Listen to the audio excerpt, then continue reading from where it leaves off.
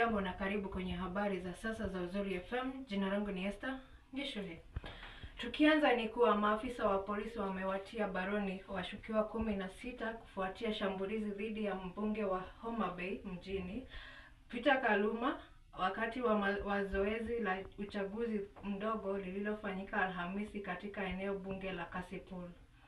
Kwingineko, Rais William Ruto asema miradi ya barabara za Nairobi, Nakuru, Mau Summit na Nairobi, Mai Mahiu, Naivasha itaunda maelfu ya nafasi za ajira na kuwapatia vijana 15,000 wa Kenya ujuzi wa kiufundi unaohitajika katika soko la sasa.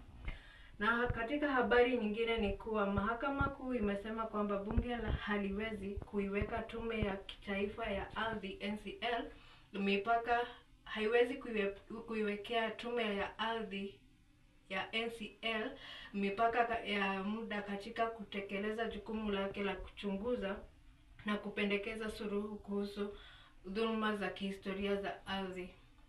Na huo ndio mwisho wa habari za sasa. Tukutane tena katika habari zingine za Uzuri FM. Jina langu ni Esther Ngishure.